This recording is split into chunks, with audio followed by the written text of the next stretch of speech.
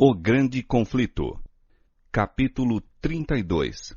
Os ardis de Satanás.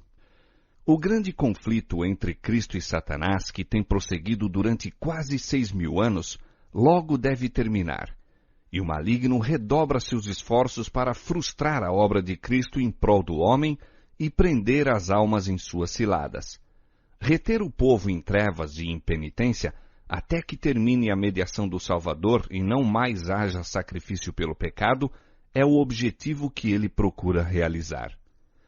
Não se fazendo um esforço especial para resistir ao seu poder, prevalecendo a indiferença na igreja e no mundo, Satanás não se preocupa, pois que não se acha em perigo de perder os que está levando em cativeiro à sua vontade.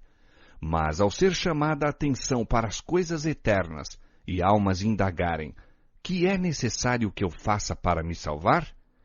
Ele está a postos, procurando opor seu poder ao de Cristo e neutralizar a influência do Espírito Santo. As Escrituras declaram que, em certa ocasião, em que os anjos de Deus foram apresentar-se perante o Senhor, Satanás foi também entre eles. Jó 1:6.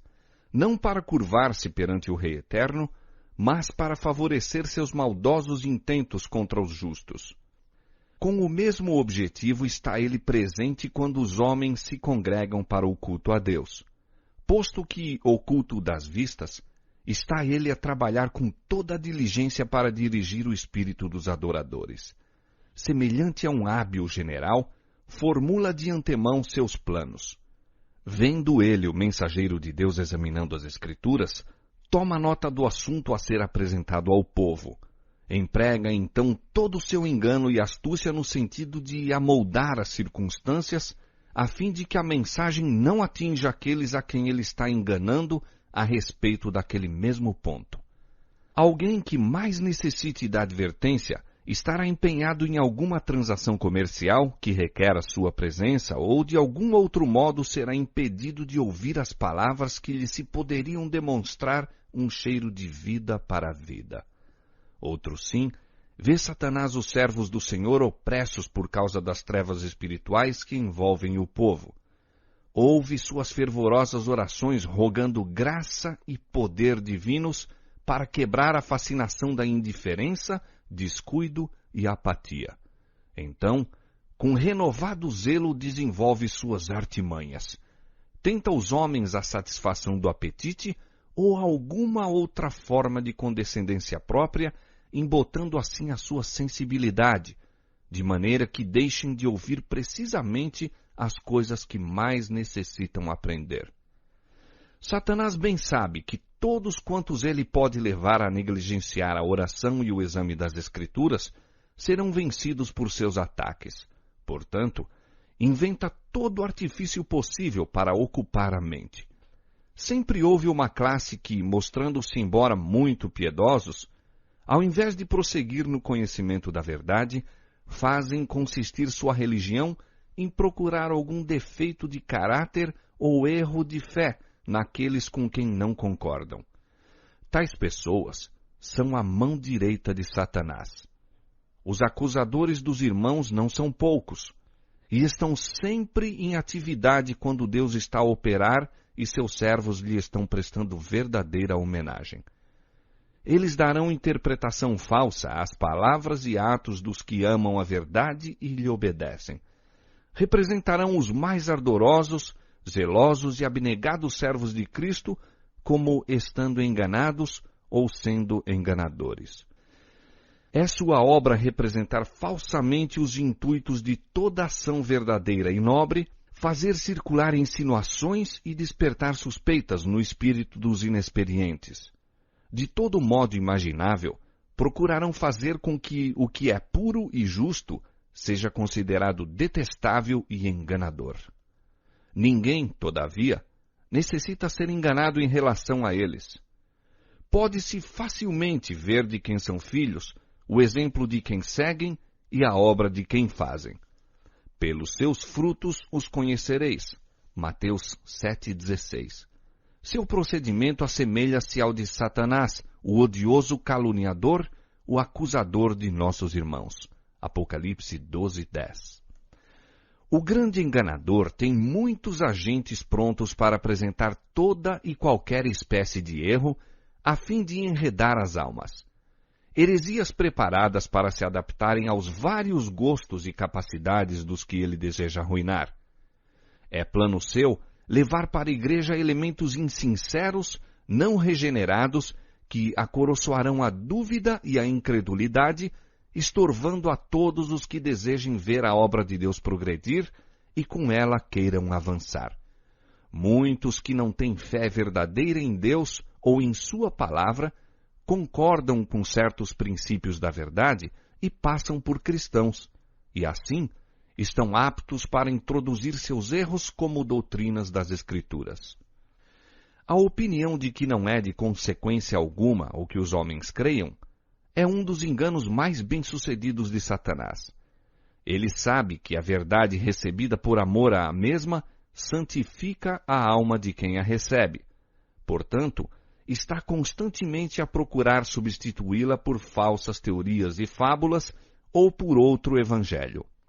Desde o princípio, os servos de Deus têm contendido com os falsos ensinadores, não meramente como homens corruptos, mas como inculcadores de falsidades que seriam fatais à alma. Elias, Jeremias, Paulo, firme e destemidamente se opunham aos que estavam desviando os homens da palavra de Deus. A liberalidade, que considera como sendo sem importância uma fé religiosa correta, não encontrava apoio algum por parte daqueles santos defensores da verdade. As interpretações vagas e imaginosas das Escrituras, as muitas teorias contraditórias concernentes à fé religiosa, as quais se encontram no mundo cristão, são obra de nosso grande adversário para confundir o espírito de tal maneira que não saiba distinguir a verdade. E a discórdia e a divisão que há entre as igrejas da cristandade são em grande parte devidas ao costume que prevalece de torcer as Escrituras a fim de apoiar uma teoria favorita. Em vez de estudar cuidadosamente a palavra de Deus com humildade de coração, a fim de obter conhecimento de sua vontade, muitos procuram apenas descobrir algo singular ou original. Com o intuito de sustentar doutrinas errôneas ou práticas anticristãs, alguns apanham passagens das Escrituras separadas do contexto, citando talvez a metade de um simples versículo como prova de seu ponto de vista, quando a parte restante mostraria ser bem contrário o sentido. Com a astúcia da serpente, entrincheiram-se por trás de declarações desconexas, interpretadas de maneira a convir a seus desejos carnais. Muitos, assim, voluntariamente pervertem a palavra de Deus. Outros, possuindo ativa imaginação, lançam mão das figuras e símbolos das Escrituras Sagradas, interpretam-nos a seu bel prazer, tendo em pouca conta o testemunho das Escrituras como seu próprio intérprete e então apresentam suas fantasias como ensinos da Bíblia. Quando quer que o estudo das Escrituras se inicie sem espírito de oração, humildade e docilidade, as passagens mais claras e simples, bem como as mais difíceis, serão torcidas do seu verdadeiro sentido.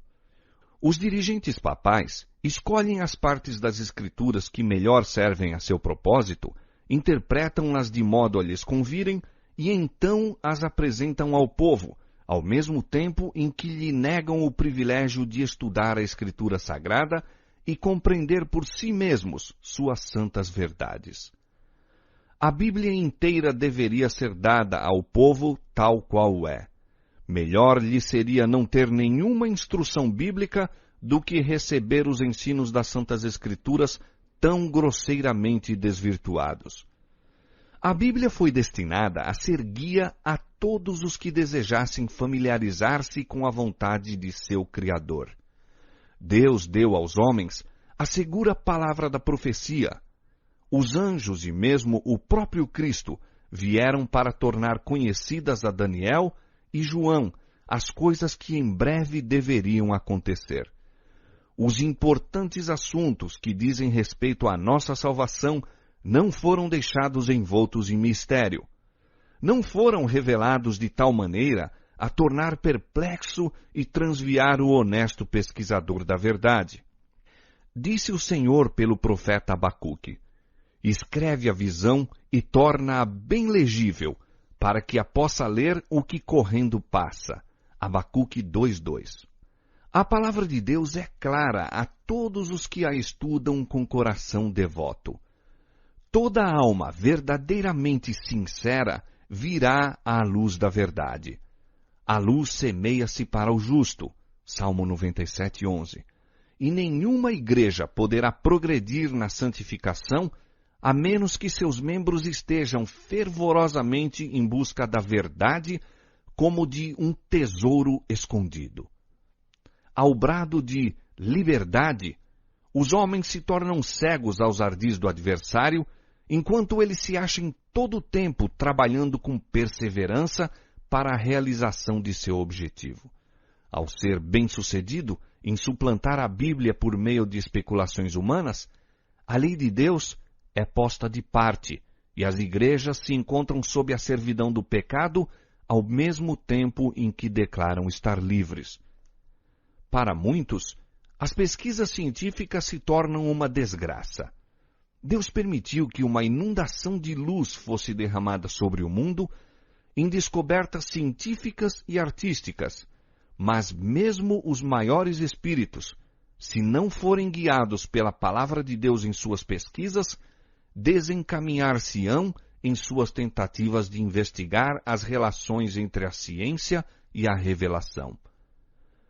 O saber humano, tanto das coisas materiais como das espirituais, é parcial e imperfeito. Portanto, muitos são incapazes de harmonizar com as declarações das Escrituras suas opiniões sobre a ciência. Muitos aceitam meras teorias e especulações como fatos científicos e julgam que a palavra de Deus deve ser provada pelos ensinos da falsamente chamada ciência. 1 Timóteo 6:20. O Criador e suas obras estão além de sua compreensão. E por não poderem explicar isto pelas leis naturais, a história bíblica é considerada indigna de confiança. Os que duvidam da fidedignidade dos relatos do Velho e Novo Testamentos, muito a miúde vão um passo além, pondo em dúvida a existência de Deus e atribuindo à natureza o poder infinito. Tendo perdida sua âncora, são deixados a chocar-se contra as rochas da incredulidade. Assim, muitos se desviam da fé e são seduzidos pelo diabo. Os homens têm se esforçado por ser mais sábios do que o seu Criador. A filosofia humana tem tentado devassar e explicar mistérios que jamais serão revelados por todas as eras eternas. Se os homens tão somente pesquisassem e compreendessem o que Deus tornou conhecido a respeito de si mesmo e de seus propósitos, obteriam uma perspectiva tal da glória, majestade e poder de Jeová que se compenetrariam de sua própria pequenez, contentando-se com aquilo que foi revelado para eles mesmos e seus filhos. É a obra-prima dos enganos de Satanás conservar o espírito humano a pesquisar e conjeturar com relação àquilo que Deus não tornou conhecido e que não é desígnio seu que compreendamos. Foi assim que Lúcifer perdeu seu lugar no céu. Tornou-se descontente porque nem todos os segredos dos propósitos de Deus lhe eram confiados e desatendeu inteiramente àquilo que foi revelado com respeito à sua própria obra na elevada posição a ele designada. Suscitando o mesmo descontentamento nos anjos sob o seu comando, determinou-lhes a queda. Agora, procura imbuir a mente dos homens do mesmo espírito, levando-os também a desatender aos diretos preceitos de Deus.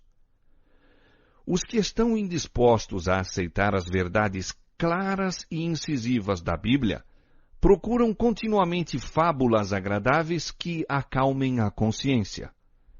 Quanto menos espirituais, altruísticas e humilhadoras forem as doutrinas apresentadas, tanto maior será o favor com que são recebidas. Tais pessoas degradam as faculdades intelectuais de modo a servirem aos seus desejos carnais. Demasiado sábios em seu próprio conceito para examinarem as Escrituras com contrição de alma e fervorosa oração rogando a guia divina, não têm escudo contra o engano. Satanás está pronto para suprir o desejo do coração e apresenta suas burlas em lugar da verdade. Foi assim que o papado alcançou seu poderio sobre o entendimento dos homens, e pela rejeição da verdade, visto como ela implica uma cruz, os protestantes estão seguindo o mesmo caminho. Todos os que negligenciam a palavra de Deus, a fim de estudar inconveniências e expedientes para que se não achem em desacordo com o mundo, serão deixados a acolher condenável heresia em lugar de verdade religiosa. Toda forma imaginável de erro será aceita pelos que voluntariamente rejeitam a verdade. Quem olha com horror para um engano, receberá facilmente outro.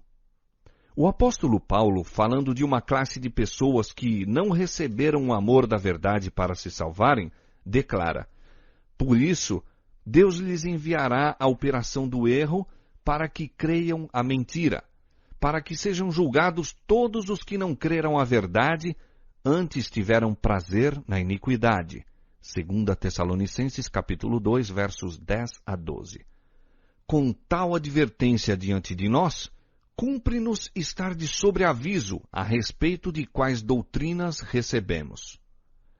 Entre as operações de maior êxito do grande enganador, encontram-se os ensinos ilusórios e prodígios de mentira do espiritismo.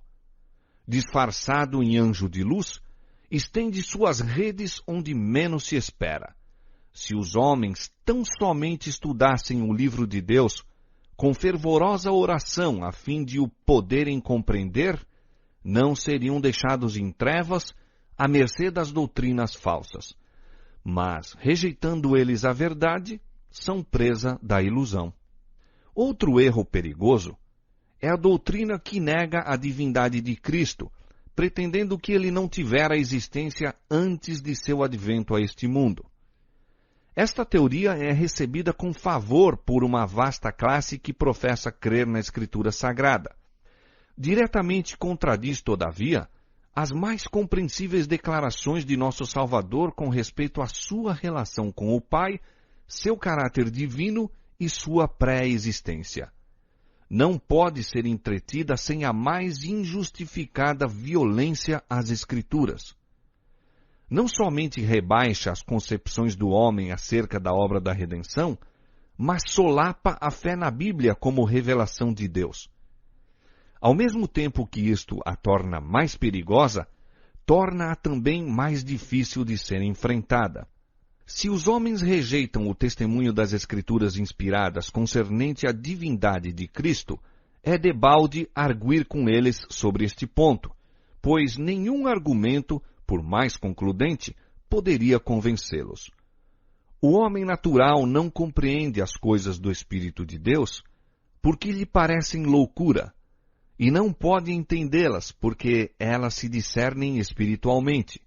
1 Coríntios 2,14. Pessoa alguma que alimente este erro pode ter exato conceito do caráter ou missão de Cristo, nem do grande plano de Deus para a redenção do homem. Ainda outro erro sutil e nocivo é a crença que rapidamente se espalha de que Satanás não existe como ser pessoal, de que este nome é empregado nas Escrituras meramente para representar os maus pensamentos e desejos do homem. O ensino tão extensamente exposto dos púlpitos populares de que o segundo advento de Cristo é a sua vinda a cada indivíduo por ocasião da morte, é um ardil para desviar a mente dos homens de sua vinda pessoal nas nuvens do céu. Durante anos, Satanás tem estado assim a dizer: eis que ele está no interior da casa. Mateus 24, 23 a 26. e muitas almas se têm perdido por aceitarem este engano. Outros, sim, ensina a sabedoria mundana que a oração não é essencial. Homens de ciência pretendem que a oração não pode, na verdade, ser atendida, que isto seria uma violação da lei, um milagre, e que os milagres não existem. O universo, dizem eles, é governado por leis fixas, e o próprio Deus nada faz contrário a essas leis. Assim, representam a Deus governado por suas próprias leis, como se a operação das leis divinas pudesse excluir a liberdade divina. Tal ensino se opõe ao testemunho das Escrituras. Não foram operados milagres por Cristo e por seus apóstolos? O mesmo compassivo Salvador vive hoje e está tão disposto a executar a oração da fé como quando andava visivelmente entre os homens. O natural coopera com o sobrenatural. Faz parte do plano de Deus conceder-nos, em resposta à oração da fé, aquilo que Ele não outorgaria se o não pedíssemos assim. Inumeráveis são as doutrinas errôneas e as fantasiosas ideias que estão ganhando terreno entre as igrejas da cristandade. É impossível avaliar os maus resultados de remover um dos marcos que foram fixados pela palavra de Deus. Pouco dos que se arriscam a fazer isto param com a rejeição de uma única verdade. A maioria continua a pôr de lado, um após outro, os princípios da verdade até que se tornam efetivamente incrédulos. Os erros da teologia popular têm arrastado ao ceticismo muitas almas que poderiam de outra maneira ter sido crentes nas Escrituras. Impossível lhes é aceitarem doutrinas que lhes ofendem o senso de justiça, misericórdia e benevolência. E desde que tais são apresentadas como ensinos da Bíblia, recusam-se a recebê-la como a palavra de Deus. E este é o objetivo que Satanás procura realizar. Nada há que ele mais deseje do que destruir a confiança em Deus e em sua palavra. Satanás está à frente do grande exército dos que duvidam e trabalha em sua máxima força para aliciar as almas para suas fileiras. Duvidar está se tornando moda. Há uma classe numerosa pela qual a palavra de Deus é olhada com desconfiança, pela mesma razão por que o foi o seu autor. Porque ela reprova e condena o pecado. Os que estão indispostos a obedecer-lhe aos preceitos, esforçam-se por subverter a sua autoridade. Leem a Escritura ou ouvem os seus ensinos como são apresentados do púlpito sagrado, meramente para encontrar defeito nela ou no sermão. Não poucos se tornam incrédulos a fim de justificar-se ou desculpar-se da negligência do dever. Outros adotam princípios céticos por orgulho ou indolência. Demasiado amantes da comodidade para se distinguirem no cumprimento de qualquer coisa digna de honra, que requer esforço e abnegação, visam conseguir fama de uma sabedoria superior, criticando a Bíblia. Há nela muita coisa que a mente finita, não iluminada pela sabedoria divina, é impotente para compreender, e assim encontram ensejo para criticar. Muitos há que parecem entender ser virtude achar-se do lado da descrença, do ceticismo e da incredulidade. Mas, sob aparência de sinceridade, ver-se-á que tais pessoas são movidas pela confiança própria e orgulho. Muitos se deleitam em encontrar nas Escrituras alguma coisa que confunda o espírito de outros. Alguns, a princípio, criticam e sofismam por simples amor à controvérsia. Não compreendem que se estão assim enredando nas ciladas do passarinheiro. Tendo, porém, expresso abertamente descrença, entendem que devem manter sua atitude. Assim, se unem eles aos ímpios e fecham para si mesmos as portas do paraíso. Deus deu em sua palavra evidência bastante do caráter divino da mesma. As grandes verdades que dizem respeito à nossa redenção estão claramente apresentadas. Pelo auxílio do Espírito Santo, que é prometido a todos os que o buscam com sinceridade, cada qual pode compreender por si estas verdades. Deus concedeu aos homens um firme fundamento sobre que repousar a fé. Contudo, a mente finita dos homens não está adaptada a compreender completamente os planos e propósitos do Ser infinito. Jamais poderemos, por meio de pesquisas, encontrar a Deus. Não devemos tentar erguer com mãos presunçosas o véu com o qual ele vela sua majestade. O apóstolo exclama: quão insondáveis são os seus juízos e quão inescrutáveis os seus caminhos. Romanos 11:33. Podemos compreender seu trato para conosco e os motivos que o movem até ao ponto em que nos é possível discernir o amor e a misericórdia ilimitados em união com o poder infinito. Nosso Pai Celestial tudo determina em sabedoria e justiça, e não devemos estar descontentes e destituídos de confiança, antes curvar-nos em submissão reverente. De seus propósitos, ele nos revelará tanto quanto é para o nosso bem saber, e além disto, devemos confiar na mão que é onipotente, no coração que está repleto de amor. Ao mesmo tempo em que Deus deu prova ampla para a fé, nunca removeu toda desculpa para a descrença. Todos os que buscam ganchos em que pendurar suas dúvidas, encontrá-los-ão. E todos os que se recusam a aceitar a palavra de Deus e lhe obedecer antes que toda a objeção tenha sido removida e não mais haja lugar para dúvida, jamais virão à luz. A desconfiança em Deus é produto natural do coração não renovado que está em inimizade com ele. A fé, porém, é inspirada pelo Espírito Santo e unicamente florescerá à medida que for acalentada. Ninguém pode se tornar forte na fé sem esforço decidido. A incredulidade é fortalecida ao ser acoroçoada. E se os homens, em vez de se ocuparem com as provas que Deus deu a fim de sustentar sua fé, se permitirem discutir e cavilar, verão que suas dúvidas se tornam constantemente mais acentuadas. Mas os que duvidam das promessas de Deus e não confiam na segurança de sua graça, estão a desonrá-lo, e sua influência, em vez de atrair outros a Cristo, tende a repeli-los dele. São árvores infrutíferas que estendem amplamente seus escuros ramos, excluindo da luz do sol outras plantas e fazendo-as atrofiar-se e morrer na fria sombra. O trabalho de tais pessoas aparecerá como uma constante testemunha contra aquelas. Estão a lançar sementes de dúvida e ceticismo que produzirão infalível messe.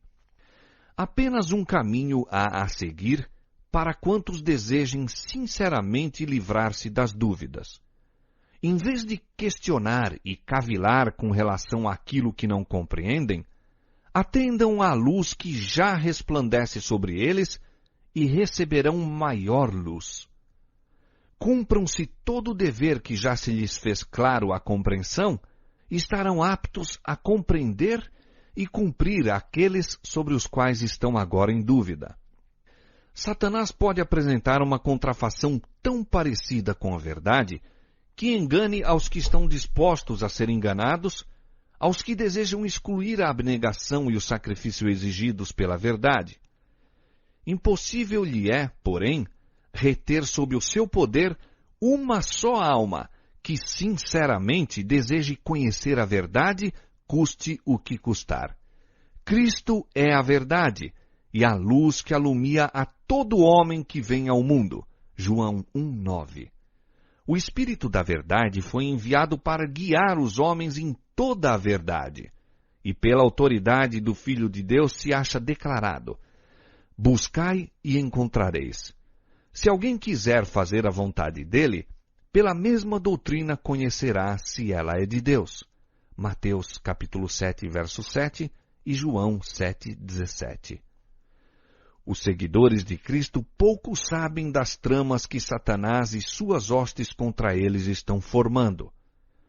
Aquele, porém, que se assenta nos céus, encaminhará todos esses estratagemas para o cumprimento de seus profundos desígnios.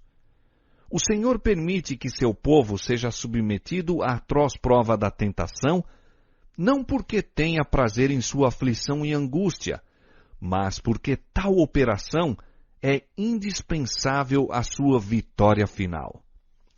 Ele não poderia, de maneira coerente com sua própria glória, escudá-los na tentação, pois o objetivo da prova é prepará-los para resistirem a todas as seduções do mal. Nem homens ímpios, nem demônios podem embaraçar a obra de Deus ou excluir a sua presença de seu povo, se este, com o coração submisso e contrito, confessar e abandonar seus pecados e, com fé, reclamar as promessas divinas. Toda tentação, toda influência adversa, quer manifesta, quer secreta, pode com êxito ser vencida. Não por força, nem por violência, mas pelo meu Espírito, diz o Senhor dos Exércitos. Zacarias 4, 6. Os olhos do Senhor estão sobre os justos e os seus ouvidos atentos às suas orações. E qual é aquele que vos fará mal, se fordes zelosos do bem?